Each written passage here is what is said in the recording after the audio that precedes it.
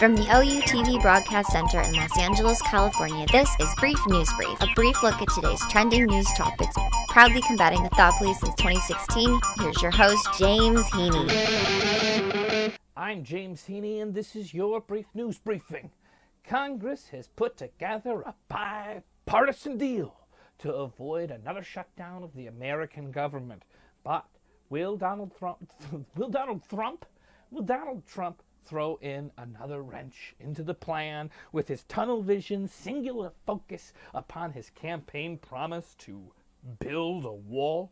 Now, I don't think people are paying attention because it's constantly said, oh, it's his campaign promise. He's got to stick to his guns. He's got to follow through. People wanted him to do it. It's a campaign promise.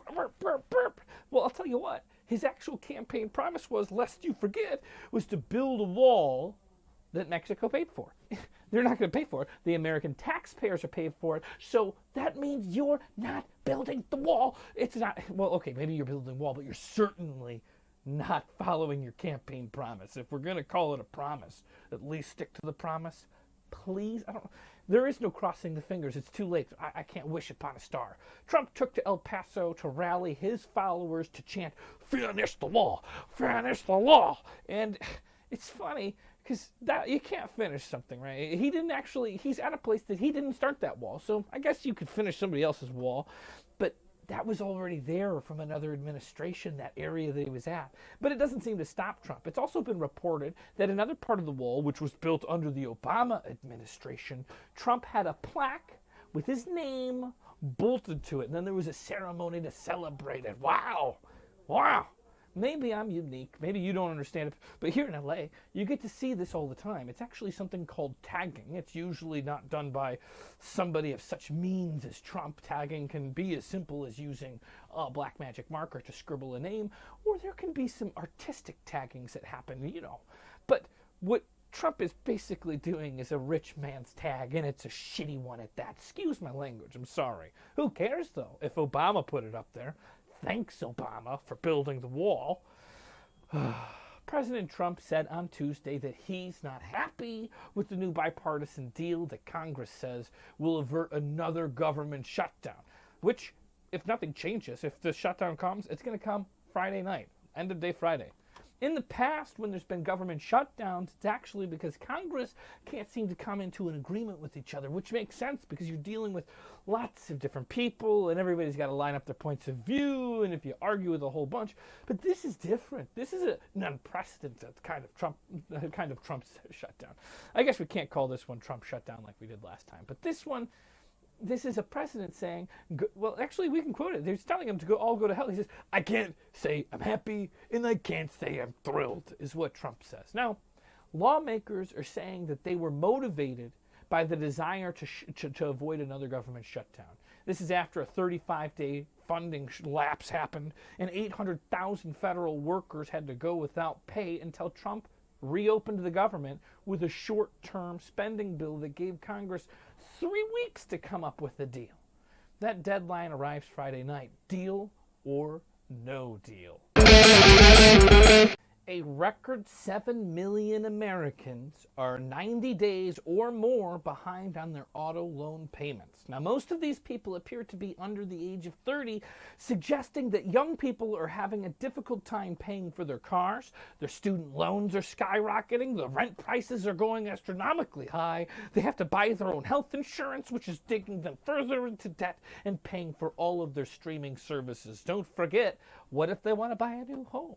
The New York Fed said that there was over 1 million more troubled borrowers at the end of 2018 than there were in 2010, when unemployment hit 10% and auto loan delinquency rate last peaked. So what's going on? Today, unemployment is 4%, and many more Americans have jobs. Yet, a significant number of the people cannot pay their loan. Everybody's working just as hard, but they're not getting as much money. After the financial crisis, there was a lot of restrictions placed on mortgages to make it harder to take out a home loan unless someone could clearly afford to make the monthly payments. But experts warn that there are far fewer restrictions on auto loans, meaning the consumer has to be way more savvy about what they're doing when they take out a loan to buy a car. Repossessing a car is a quick process. Some cars are installed with devices that prevent the car from turning on if someone misses a payment. Now, you can't have that at home, so we're seeing a whole different kind of financial crisis. It's become easier to track license plates and geolocate a car to repossess it. Big Brother is watching you. Pay your bills or you might lose your wheels. If you don't live in California, then you might not really care about this story, but today, Gavin Newsom, the new governor of California, gave his first State of the State address. It's like a State of the Union, but it's a State of the State. He laid out his grand vision, and he made a stand for both compassion and hard work. So don't be compassionate and lazy. And if you work hard, that doesn't mean you can just be a prick.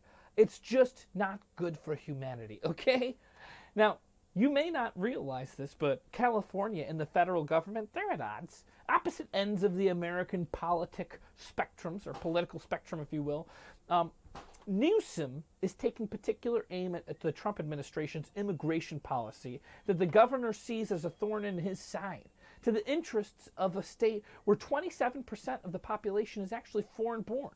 On Monday, Newsom ordered the removal of roughly 360 National Guard members, California National Guard members, who have been stationed at the U.S.-Mexico border for the past year, deployed by former Governor Jerry Brown at the request of the Trump administration.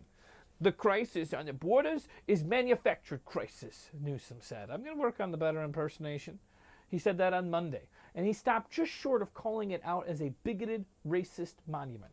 Gavin has initiatives battling affordable housing issues in the state, solving the homeless problem, affordable child care, and guaranteeing new parents 6 months of paid parental leave, and gun control. You might call some of these issues social infrastructure. You might call it socialism. You might call it a safety net or a benefit for living in this country. Whatever you think it is, you can also call it California's leading the nation by putting policy into action, and now you see what big ideas can do. They can work, and what doesn't work. There are certainly plenty of problems to solve. Let's see if California can tackle them before an earthquake breaks us off into the sea and we're all lost forever. Anyways.